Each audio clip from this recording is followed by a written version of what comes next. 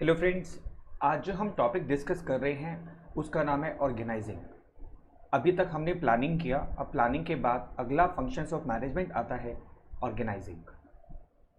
Organising का मतलब क्या होता है? बेसिकली ऑर्गेनाइजिंग का मतलब है the organising function creates organisational structure, यानी कि ऑर्गेनाइजेशनल स्ट्रक्चर को क्रिएट किया जाता है। अभी अगली नेक्स्ट वीडियोस में आप समझेंगे ऑर्गेनाइजेशन स्ट्रक्चर क्या होता है। आप सिर्फ ये मान लीजिए कि जिस तरीके से हम कोई फंक्शन ऑर्गेनाइज करते हैं तो उसके लिए बहुत सारे आपको काम करने होते हैं, बिल्कुल ठीक उसी तरह बिजनेस को स्टार्ट करते हुए आपको बहुत सारे काम करने होते हैं। उसी को बेसिकली हम ऑर्गेनाइजिंग कहते हैं। It defines the roles and positions of skilled people. देखो, यहाँ पर हम मैनेजमेंट की बात कर रहे हैं, ऑर्गेनाइजिंग की बात कर रहे हैं, तो डेफिनेटली हम स्किल्ड पीपल की बात कर रहे हैं। जो स्किल्ड लोग होते हैं उनका रोल्स डिफाइन किया जाता है, उनकी पोजीशंस डिफाइन की जाती है। सीईओ कौन होगा, सीएफओ कौन होगा, डायरेक्टर कौन होगा, चीफ ऑपरेटिंग ऑफिसर कौन होगा, राइट? यानी कि डिपार्टमेंटल हेड्स कौन कौन होंगे, किसकी क्या जिम्मेदारी होगी, कौन क्या करेगा, प्रोडक्शन मैनेजर होगा कि नहीं होगा, सेल्स मैनेजर होगा कि नहीं होगा, राइट? तो डिपेंड करता है ये ऑर्गेनाइजेशन टू ऑर्गेनाइजेशन। तो ये काम हम करेंगे ऑर्गेनाइजिंग के अंदर में।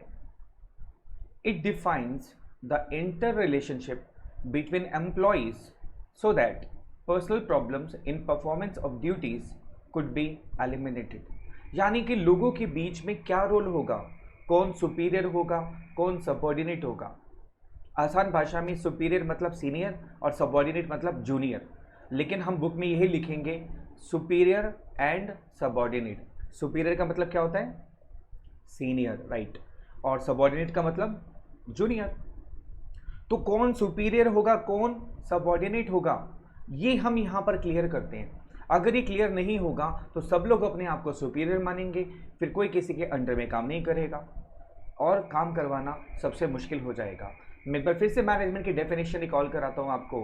काम करवाना ही मैनेजमेंट होता है, उस कला को ही मैनेजमेंट कहते हैं। अगर ये हम क्लियर नहीं करेंगे कौन सुपीरियर है कौन सबऑर्डिनेट है तो ये काम नहीं करवाया जा सकता। और ये स्टेप्स, ये चीज़ हम करते हैं ऑर्गेनाइजिंग के अंदर में। It coordinates human efforts assemble resources. Coordination हम फर्स्ट चैप्टर में पढ़ चुके हैं। ह्यूमन एफर्ट्स का मतलब है किसी भी ऑर्गेनाइजेशन को ह्यूमंस चलाते हैं, ह्यूमन बीइंग काम करते हैं। आप कहेंगे नहीं सर, कंप्यूटर्स काम करते हैं, मशीनरी काम करती है, टेक्नोलॉजी काम करती है, पर उन सबको चलाता कौन है? उन सबको प्लान कौन करता है, डिज़ाइन कौन करता है? Humans, right? तो ह्यूमन एफर्ट जितने भी होते हैं उसको कोऑर्डिनेट करना, रिसोर्सेज को असेंबल करना। किसी भी ऑर्गेनाइजेशन को चलाने के लिए आपको क्या क्या चाहिए? आपको रिसोर्सेज क्या चाहिए? फाइनेंस भी चाहिए, उसको रिसोर्स को ऑर्गेनाइज करना। आपको लैंड एंड बिल्डिंग भी चाहिए, उसको रिसोर्स को असेंबल करना। लोग चाहिए, उसको असेंबल करना। जो गुड्स रॉ मटेरियल है उसको असेंबल करना। ये सारी चीज़ें ऑर्गेनाइजिंग के अंदर आती हैं, जिसमें हम ह्यूमन एफर्ट्स को कोऑर्डिनेट करते हैं और सारे रिसोर्सेज को असेंबल करते हैं एक जगह पर। ये एक छोटी सी पिक्चर आपके सामने आ रही है, जरा इसको बड़े ध्यान से देखिए और इस पिक्चर को ध्यान से देखिए। दोनों में कुछ फर्क नजर आता है आपको? सोचिए, मैं आपको टाइम देता हूं। ऊपर वाली पिक्चर देखिए और नीचे वाली पिक्चर देखिए, दोनों में क्या फर्क है? सोचो। आप में से कुछ लोग कहेंगे बड़ी मछली है, छोटी मछली है, बहुत सारी मछलियां हैं। एक तरफ मछली, बड़ी मछली छोटी मछली के पीछे भाग रही है और नीचे वाली पिक्चर में छोटी मछली बड़ी मछली के पीछे भाग रही है। बट ऐसा नहीं है। अगर आप बिल्कुल ध्यान से इस पर फोकस करेंगे तो एक बहुत बड़ा डिफरेंस है, बहुत बड़ा कॉन्सेप्ट है इसमें छिपा हुआ। ध्यान से देखिए, वो कॉन्सेप्ट क्या है? ऊपर वाली पिक्चर में जितनी भी छोटी मछलियां हैं वो ऑर्गेनाइज्ड फॉर्म में नहीं है, अनऑर्गेनाइज्ड है। इसीलिए बड़ी मछली इन छोटी मछलियों का शिकार कर लेगी और इनको खत्म कर देगी। नीचे वाली पिक्चर के अंदर में अगर आप देखेंगे तो देखिए छोटी मछलियां बहुत सारी हैं, लेकिन वो सारी की सारी ऑर्गेनाइज्ड फॉर्म में है। उन्होंने एक शेप बना ली, एक बहुत बड़ी मछली का आकार बना लिया। अब उन छोटी मछलियों के सामने ये वाली जो बड़ी मछली है ये भाग रही है डर के, क्योंकि they are in organised form. इसी तरह से वो बिजनेस सेक्टर्स, वो कंपनियां जो ऑर्गेनाइज्ड फॉर्म में होती हैं, भले ही छोटी हों फिर भी वो बड़ी से बड़ी कंपनी को मात दे सकती हैं। लेकिन कोई भी सेक्टर, कोई भी कंपनी अगर ऑर्गेनाइज फॉर्म में नहीं है तो कोई ना कोई बड़ी कंपनी उसका शिकार कर लेगी, उसको ख़त्म कर देगी। तो ऑर्गेनाइज की इंपॉर्टेंस शायद आप यहाँ समझ गए होंगे कि ऑर्गेनाइज होना कितना इंपॉर्टेंस रखता है। चलिए अब डिस्कस करते हैं what are the steps in the process of organising, यानी ऑर्गेनाइजिंग में कौन कौन से स्टेप्स होते हैं। पहला स्टेप आता है ऑर्गेनाइजिंग प्रोसेस के अंदर identification and division of work. देखिए आप एक छोटा सा एग्जांपल लीजिए, आपके घर में शादी है लेट्स सपोज, और आपको फंक्शन ऑर्गेनाइज करना है। तो सबसे पहला काम आप क्या करेंगे, आप यही करेंगे ना कि कौन कौन से काम करने हैं। शादी के कार्ड लेकर आने हैं, फिर उसकी प्रिंटिंग करवानी है, फिर एक लिस्ट बनानी है आपको जिन जिन को आपने इनवाइट करना है, फिर उसके साथ में आप क्या गिफ्ट देंगे, मिठाई का डब्बा देंगे, वो आप ऑर्गेनाइज करेंगे। उसके बाद आप क्या करेंगे, यानी कि आपका सबसे पहला काम क्या होगा, उन सारी एक्टिविटीज़ को आइडेंटिफाई करना जो आपको प्रोसेस में करनी है, राइट। फिर आप क्या करेंगे, काम को डिवाइड करेंगे। क्यों किया जाता है ऐसा, बिजनेस में भी ऐसे ही होता है। आप कोई बिजनेस करने जा रहे हैं तो आप सबसे पहले वो सारी एक्टिविटीज़ को आइडेंटिफाई करेंगे जो आपको करनी है, फिर उसको काम को डिवाइड करेंगे आप।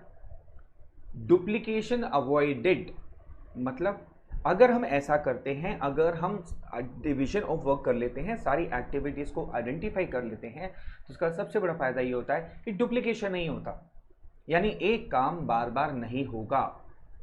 Burden of work shared among the employees, और जो काम का बर्डन है वो आप सबके साथ शेयर कर पाएंगे। देखिए घर में भी जब कोई फंक्शन होता है तो वो एक जना ऑर्गेनाइज नहीं करता, घर के सारे लोग, इवन रिश्तेदार, सब लोग, मित्र लोग मिल करके उसको डिवाइड करते हैं, थोड़ा थोड़ा काम सभी लोग करते हैं और एक बहुत बड़ा फंक्शन ऑर्गेनाइज किया जा सकता है। इसी तरह बहुत जो कंपनियां होती हैं उसमें भी सारा जो वर्क होता है वो थोड़े थोड़े छोटे छोटे पार्ट्स में डिवाइड होता है, उससे पूरा वर्क जो होता है वो डिवाइड हो जाता है एम्प्लॉयज़ के बीच में, और बहुत बड़ी चेन, बहुत बड़ी कंपनी काम कर पाती है। उसके बाद दूसरा स्टेप आता है डिपार्टमेंटलाइजेशन। डिपार्टमेंटलाइजेशन का मतलब है डिपार्टमेंट्स को बनाना, यानी अब आपको ये देखना होगा कि कितनी सारी एक्टिविटीज़ आप जब ग्रुप करेंगे। देखिए यहाँ लिखा है grouping of activities which are similar in nature. इसका मतलब ये है, मान लीजिए एक छोटा सा एग्जांपल है, आप बहुत सारी चीज़ें आपको अपने बिजनेस प्रोसेस में परचेज करनी होती हैं। अब क्या हर परचेज के लिए एक अलग अलग मैनेजर होगा, नहीं। अब आप क्या करेंगे, जितनी भी परचेज करने वाली आइटम्स है उन सबको ग्रुप करेंगे और एक डिपार्टमेंट बना देंगे और उसका नाम रखेंगे परचेज डिपार्टमेंट। यानी अब उस परचेज डिपार्टमेंट की जिम्मेदारी हो गई कि वो जितनी भी कंपनी के लिए परचेज है, चाहे वो किसी भी टाइप की परचेज है, कितनी भी क्वांटिटी में परचेज है, किसी भी जगह से परचेज है, किसी भी रेट पर परचेज करना है, वो सारा का सारा कौन करेगा, परचेज मैनेजर, यानी कि परचेज डिपार्टमेंट। इसको बोलते हैं हम डिपार्टमेंटलाइजेशन। डिपार्टमेंटलाइजेशन परचेज डिपार्टमेंट भी हो सकता है, सेल्स डिपार्टमेंट भी हो सकता है, मार्केटिंग डिपार्टमेंट भी हो सकता है, क्वालिटी कंट्रोल डिपार्टमेंट भी हो सकता है, सिक्योरिटी डिपार्टमेंट भी हो सकता है, राइट। बहुत सारे डिपार्टमेंट हो सकते हैं, डिपेंड करता है कैसी ऑर्गेनाइजेशन है और कितनी बड़ी ऑर्गेनाइजेशन है। हाँ, डिपार्टमेंटलाइजेशन आप टेरिटरी बेस पर भी कर सकते हो, जैसे नॉर्थ का अलग कर दिया, साउथ का अलग कर दिया, वेस्ट का अलग कर दिया। कई बार हम प्रोडक्ट्स के बेस पर भी डिपार्टमेंटलाइजेशन कर देते हैं, जैसे क्लोथ्स का डिपार्टमेंट अलग बना दिया, अप्लायंसेस का अलग डिपार्टमेंट बना दिया, कॉस्मेटिक्स का अलग बना दिया। आप कई बार बड़े मॉल में भी जाते होंगे घूमने के लिए, शॉपिंग करने के लिए, तो आपने देखा होगा वहाँ पर लिखा होता है अलग अलग डिपार्टमेंट्स। फर्नीचर डिपार्टमेंट अलग है, ग्रॉसरीज का अलग है ना, तो डेली रूटीन का अलग होता है, ईटेबल्स का अलग होता है, तो डिपेंड करता है ये। आई मीन जब भी हम ऑर्गेनाइजिंग करते हैं तो हमें हमारा आइडिया वेरी क्लियर होना चाहिए कि हमें करना क्या है, तभी हम इस ऑर्गेनाइजिंग प्रोसेस को फाइनलाइज कर सकते हैं और इनिशियलाइज कर सकते हैं। अगला स्टेप आता है assignment of duties. Assignment of duties यानी proper match is made between nature of job and ability of an individual. Assignment of duties यानी proper match is made between nature of job and ability of an individual. यानी कि यहां पर अब हम क्या करते हैं, जब ड्यूटीज असाइन करते हैं तो अब ये देखते हैं कि कौन सा पर्सन किस कैपेबिलिटी का है, उसका क्वालिफिकेशन क्या है, उसका पास्ट एक्सपीरियंस क्या है, उसके बेस पर हम ड्यूटीज़ को असाइन करते हैं और हमें इंश्योर करते हैं कि प्रॉपर मैच किया जा सके बिटवीन नेचर ऑफ जॉब, यानी जिस तरीके की जॉब है और एबिलिटी जिस तरीके की पर्सन की है उसी को वो काम दिया जाए। समझ गए मेरी बात? यानी कि जो भी पर्सन है जिसको हम काम दे रहे हैं, हमें इंश्योर करते हैं कि क्या वो पर्सन के पास में एबिलिटी है, क्वालिफिकेशन है, क्वालिटी है कि वो उस काम को कर पाएगा। Again idea should be very clear. आपको आइडिया नहीं है आप क्या काम करने वाले हैं, तो आप ये स्टेप्स भी नहीं कर सकते हैं। तो यहाँ पर होता है हमारा तीसरा steps complete, assignment of duties. चौथा स्टेप आता है एस्टैब्लिशिंग रिपोर्टिंग रिलेशनशिप।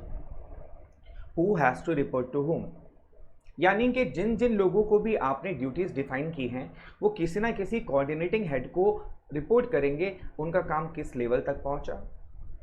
जब तक ये नहीं पता चलेगा तो क्या पूरा प्रोसेस कंप्लीट हो पाएगा? नहीं सर। जैसे अभी मैंने स्टार्टिंग में एग्जांपल लिया था शादी का आपके घर में, तो मान लीजिए एक पर्सन का काम है लिस्ट बनाना और एक पर्सन का काम है शादी के कार्ड ऑर्गेनाइज करना। अब जैसे ही लिस्ट के अंदर में 4 लोग नए ऐड होंगे तो उनकी जिम्मेदारी है कि वो उस पर्सन को जिसके कार्ड ऑर्गेनाइज करने की जिम्मेदारी है उसको बताएं कि भैया 4 कार्ड एक्स्ट्रा चाहिए। यानी who has to report to whom, कौन किसको रिपोर्ट करेगा। जैसे प्रोडक्शन डिपार्टमेंट को अगर सामान की ज़रूरत है, उसको सामान बनाने के लिए रॉ मटेरियल चाहिए, तो ये प्रोडक्शन डिपार्टमेंट की जिम्मेदारी है कि वो परचेज डिपार्टमेंट को इन्फॉर्म करे उसको कितना रॉ मटेरियल चाहिए। बात समझ आ गई? स्टैब्लिशिंग रिपोर्टिंग रिलेशनशिप, यानी कौन किसको रिपोर्ट करेगा, ये होता है चौथा step in the process of organising. कितने स्टेप्स हो गए? 4। आइडिया क्लियर हो गया आपको? Very good. फर्स्ट स्टेप क्या है? Identification and division of work. दूसरा स्टेप डिपार्टमेंटलाइजेशन। तीसरा स्टेप असाइनमेंट ऑफ ड्यूटीज। चौथा स्टेप स्टैब्लिशिंग रिपोर्टिंग रिलेशनशिप। तो you should have a very very very concept clear idea, और इसी को हम बोलते हैं IDEA, आइडिया। आई से identification and division of work, यानी कि कौन सारे काम को निकालना, उसको डिवाइड करना। उसके बाद हमारा आता है डिपार्टमेंटलाइजेशन, अलग अलग डिपार्टमेंट्स बनाना। उसके बाद आता है हमारा assignment of duties. Please be careful, यहाँ पर आपको स्टेप्स बाद में ऊपर नीचे करने हैं। This is basically the fourth step. हमने इसको लर्न करने के लिए आइडिया वर्ड को चूज़ किया है, बट ये जो ई है establishing reporting relationship, this is fourth step. और हमारा थर्ड स्टेप होता है असाइनमेंट ऑफ ड्यूटीज़। तो आइडिया क्लियर होना चाहिए और आप 4 स्टेप्स को लर्न कर सकते हैं। आइडिया लिख करके आप स्टेप्स को ऊपर नीचे एरो लगा सकते हैं। आई से identification and division of work, D से डिपार्टमेंटलाइजेशन, ए से assignment of duties and E से establishing reporting relationship. I hope idea organising का भी आपको क्लियर हो गया होगा कि ऑर्गेनाइजिंग क्या है और उसके स्टेप्स क्या है। Right? Take care, bye bye.